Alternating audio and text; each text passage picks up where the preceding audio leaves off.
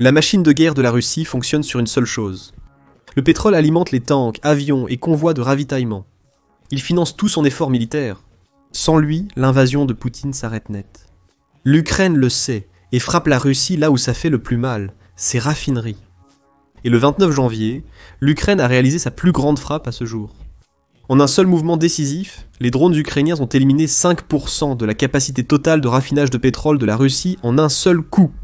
Ce n'était pas seulement une attaque, c'était un coup de maître. Un coup direct porté à l'épine dorsale de l'économie et de l'armée russe. Comment l'Ukraine a-t-elle réussi à frapper aussi durement en territoire ennemi? Et qu'est-ce que cela signifie pour l'avenir de la guerre? Décortiquons tout cela, en commençant par comment l'Ukraine vient de paralyser la production de pétrole de la Russie. Le 29 janvier, le correspondant de guerre de Forbes, David Axe, a rapporté le raid dévastateur de l'Ukraine sur la raffinerie de pétrole de Nijni Novgorod située à Kostovo. En tête d'affiche, une vidéo choquante qui montre la raffinerie en flammes alors que la fumée s'élève dans l'air. L'article note que cette raffinerie de pétrole vital est située au plus profond de la Russie centrale, à environ 836 km des lignes de front de la guerre en Ukraine. L'attaque a été menée par un petit essaim de drone que l'Ukraine a envoyé voler dans le ciel russe tard dans la nuit du 28 janvier et aux premières heures du 29 janvier. Et ce n'était qu'une partie d'une attaque plus large, l'Ukraine attaquant également Tver, Bryansk et Smolensk, avec des drones qui ont tous provoqué des incendies, et forcé les défenses aériennes de la Russie à passer en mode de réponse. Toutefois, la frappe la plus efficace a été celle contre le dépôt pétrolier de Kostovo. La raffinerie de pétrole de Lukoil, géant pétrolier et gazier russe, a été visée par seulement 4 drones. 4 sur 4 ont atteint leur cible et ont causé des dommages significatifs.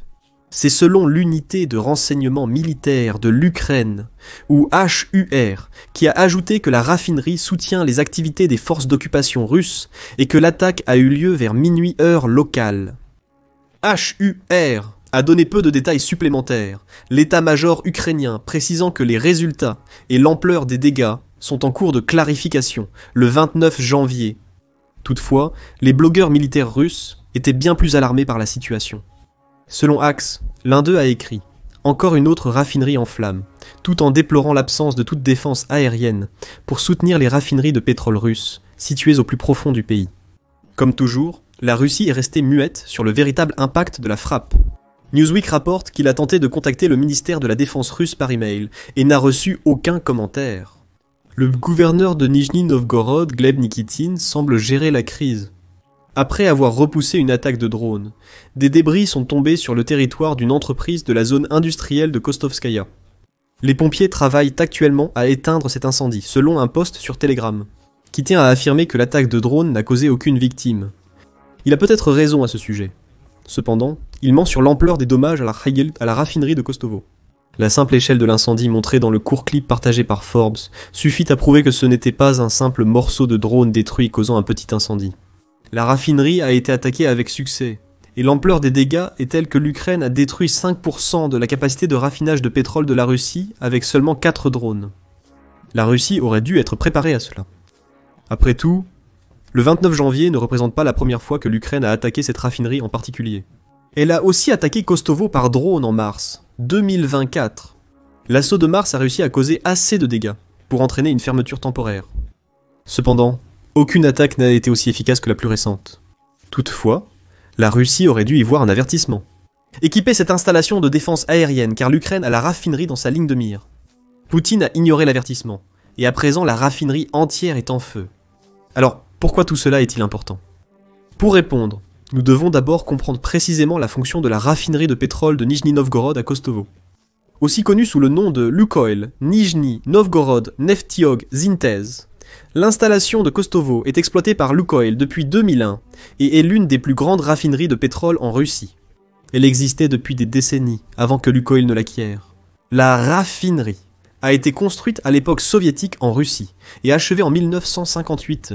Après l'effondrement de l'Union des républiques socialistes soviétiques, la raffinerie a été privatisée dans les années 1990. En 1997, la production annuelle était de 12,3 millions de tonnes. Puis Lukoil est entré en scène.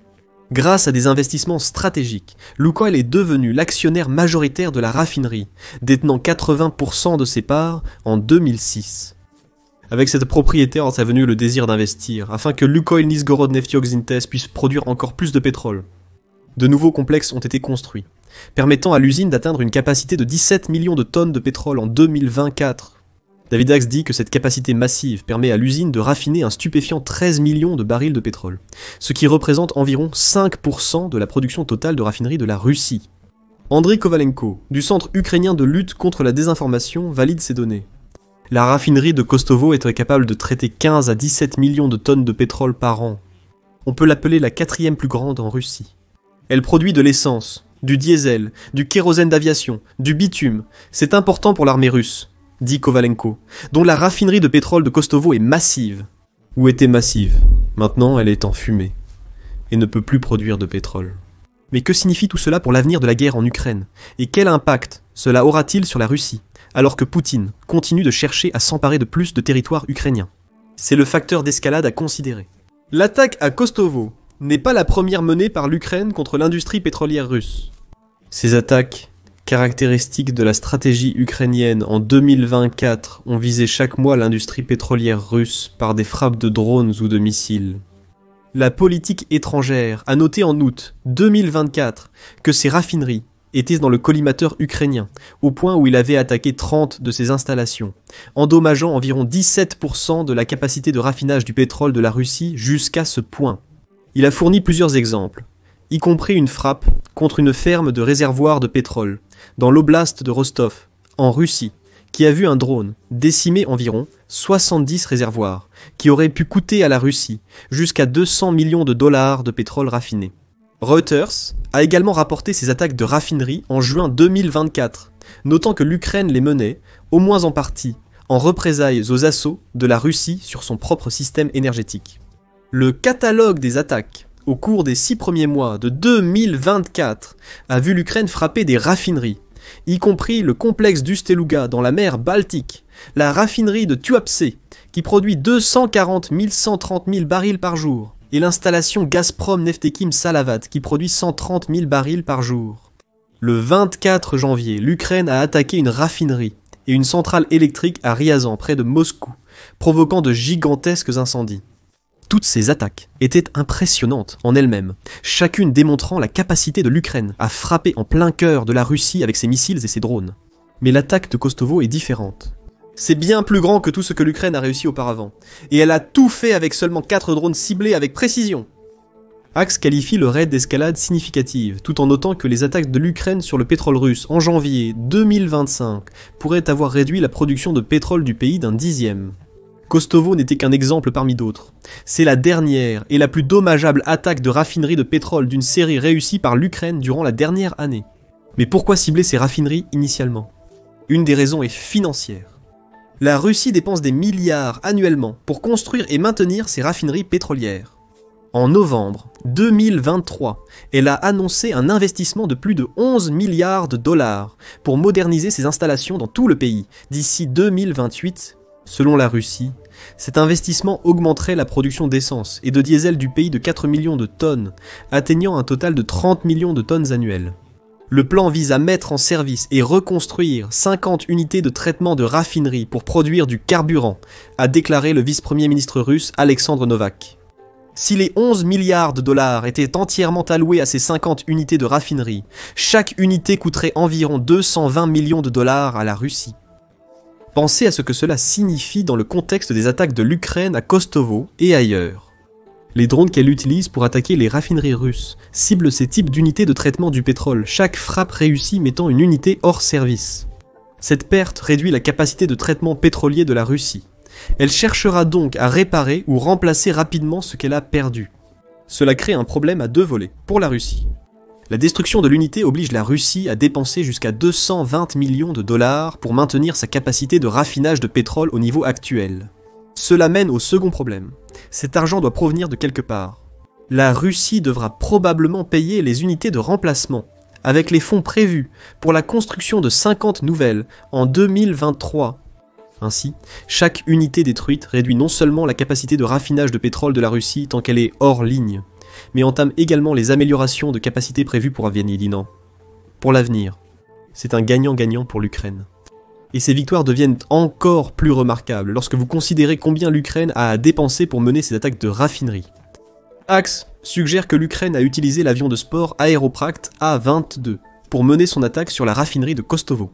Ce drone ressemble à un petit avion à hélice, mesurant un peu plus de 20 pieds de long et ayant un poids à vide de 700 livres. Il est capable de voler à une vitesse maximale de 126 miles par heure, bien que sa vitesse de croisière soit de 104 miles par heure, et il a une portée de 683 miles. Cette portée l'a rendu parfait pour attaquer l'installation de Kostovo, qui se trouvait à 520 miles de la ligne de front de la guerre en Ukraine, et suggère que l'Ukraine pourrait utiliser ce drone pour cibler des installations encore plus profondément en Russie. Cependant, ce sont les capacités de port de poids du drone qui le rendent si efficace. Son principal revendeur américain, Lenore Aircraft, affirme que le drone peut peser jusqu'à 1320 livres et toujours décoller. Cela permet d'emballer environ 600 livres d'explosifs que l'Ukraine peut emballer dans la cabine massive du drone, faisant de l'Aeropract A-22 une force dévastatrice lorsqu'il est utilisé comme un drone kamikaze. Quel est le coût de la création de cette version d'attaque du drone pour l'Ukraine? Juste 90 000 $ pour le drone, plus quelques milliers de plus pour les explosifs primitifs emballés dans la cabine. Même si nous supposons un chiffre haut de gamme de 200 000 $ par drone d'attaque, les 4 qui ont frappé Kostovo ont probablement coûté moins d'1 million à l'Ukraine. Les dégâts qu'ils ont causés pourraient se chiffrer en centaines de millions de dollars pour la Russie. Le rapport coût-bénéfice est évident. Les essaims de drones ukrainiens sont peu coûteux. Les dévastations qu'ils causent coûtent probablement des milliards de dollars à la Russie, en réparation de raffineries et projets futurs abandonnés. Et ça empire encore pour la Russie. Ce ne sont pas seulement les unités de raffinage de pétrole qu'elle perd à cause de ces attaques de drones ukrainiens. Elle perd du pétrole, brut et raffiné, qui part également en fumée à cause de l'Ukraine. La Russie pourrait utiliser le pétrole pour deux choses: financer sa machine de guerre et l'alimenter sur les lignes de front en Ukraine. Nous reviendrons bientôt sur la question des lignes de front. Mais en termes de vente de pétrole, chaque attaque sur une raffinerie de pétrole russe signifie que Poutine perd l'accès à du pétrole qu'il aurait pu vendre à un autre pays, et la Russie perd certainement sur le front des ventes. Rien qu'en décembre 2024, elle a vu ses ventes de pétrole brut et de pétrole baisser de 40 000 barils par jour, par rapport à novembre 2024. Cela représente une baisse de 0,5% à 7,33 millions de barils par jour, le total des barils perdus pour le mois s'élevant à 4,59 millions. Le plus notable dans ces chiffres est que les ventes de pétrole brut ont baissé, tandis que celles de pétrole ont augmenté.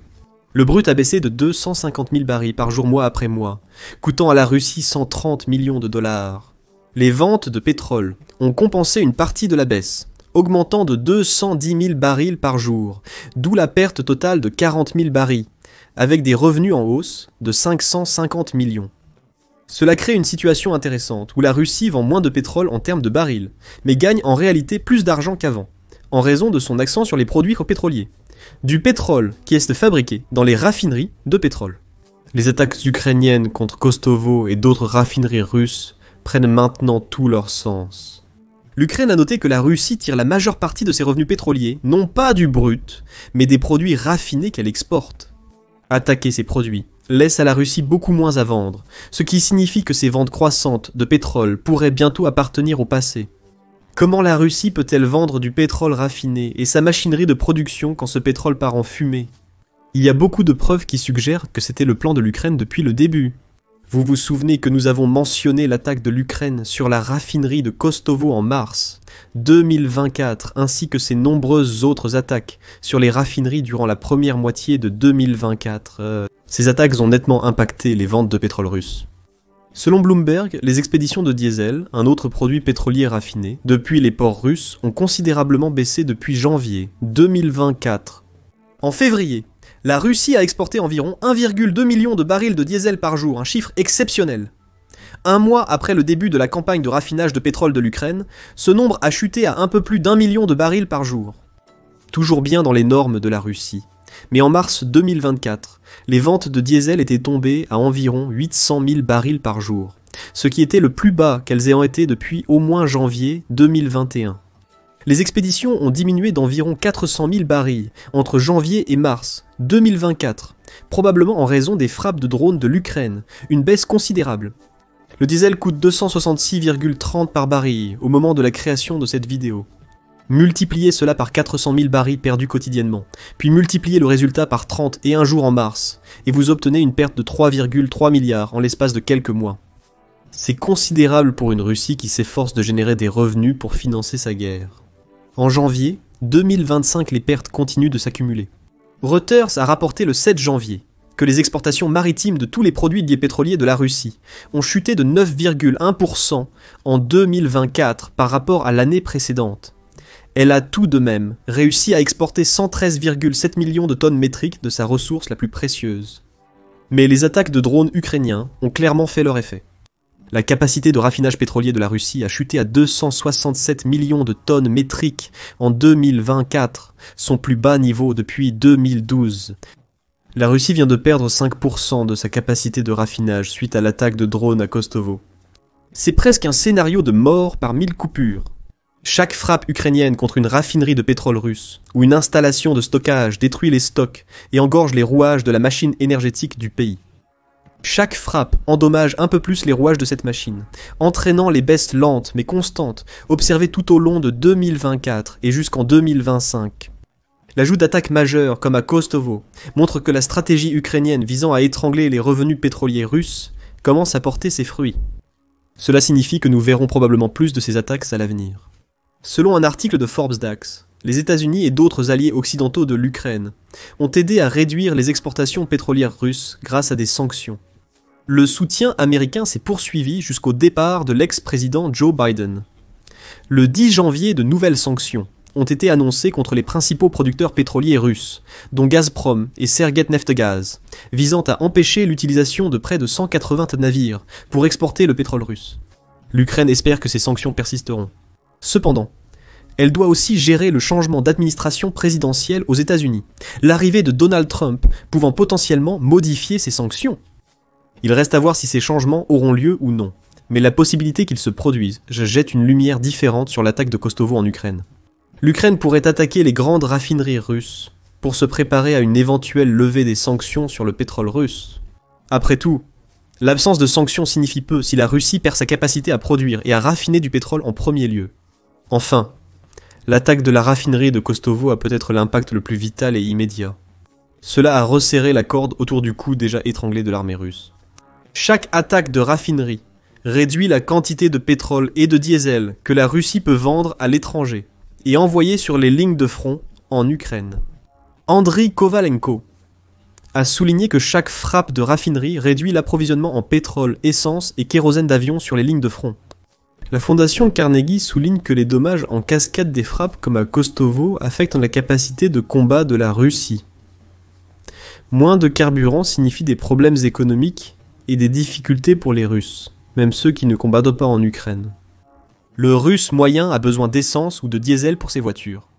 Il est probable qu'une grande partie de l'équipement de fabrication que la Russie utilise pour construire ses armes a besoin des mêmes produits pétroliers raffinés, et plus directement, les chars et les véhicules blindés sur les lignes de front de la guerre ont besoin de ce carburant pour aller n'importe où. Si les approvisionnements sont coupés, Poutine est de plus en plus contraint d'envoyer ses soldats attaquer les défenses de l'Ukraine à pied dans des attaques en masse, sans aucune unité blindée pour les protéger contre la grêle de tirs d'artillerie et les terrifiantes attaques de drones auxquelles ces soldats sont confrontés. Le résultat net ? Plus de victimes pour un pays qui a déjà perdu plus de 839 040 de ses soldats, selon les chiffres de l'Ukraine, et qui lutte avec des problèmes de main-d'œuvre. L'attaque de Kostovo est donc un autre exemple, bien que le plus impressionnant et le plus dommageable, de l'Ukraine qui met Poutine dans une situation de dilemme. La Russie cherche-t-elle à vendre un maximum de produits pétroliers raffinés afin de maintenir les revenus du pays ? C'est possible. Cela permettrait à Poutine de soutenir plus longtemps l'économie fragile de la Russie, malgré les sanctions qui s'abattent sur le pays. Cependant, cela implique de s'engager à réduire l'utilisation de ce carburant raffiné pour les soldats russes au front, et même pour la population du pays. Poutine peut-il se permettre de faire cela ? Chaque char et véhicule blindé immobilisé faute de carburant conduit finalement à une augmentation du taux de perte russe. Et si Poutine commence à prendre du pétrole aux gens ordinaires, il risque de créer des troubles qui pourraient conduire à une pression interne pour qu'il mette fin à la guerre. L'Ukraine sait tout cela, c'est pourquoi l'attaque sur Kostova était si ingénieuse. Cette attaque est impressionnante en surface car elle a éliminé 5% de la capacité de production de pétrole raffiné de la Russie. Cependant, en examinant de plus près, On constate que cette attaque et le ciblage général des raffineries russes tout au long de 2024 engendre de graves difficultés économiques, militaires et de morale en Russie, tout en allégeant la pression sur les forces ukrainiennes au front. Ce n'est pas qu'un problème actuel pour Poutine. Les attaques continues de l'Ukraine pourraient devenir un problème durable pour la Russie et son dirigeant belliqueux. Mais que pensez-vous de ce qui s'est passé à Kostovo ? Quel sera l'impact sur la Russie de la perte de jusqu'à 5% de sa capacité de raffinage pétrolier, alors que la guerre en Ukraine s'intensifie en 2025 ? Selon vous, quels seront les dégâts infligés aux raffineries de pétrole russe par l'Ukraine cette année ? Partagez vos pensées dans les commentaires, et merci d'avoir regardé la vidéo.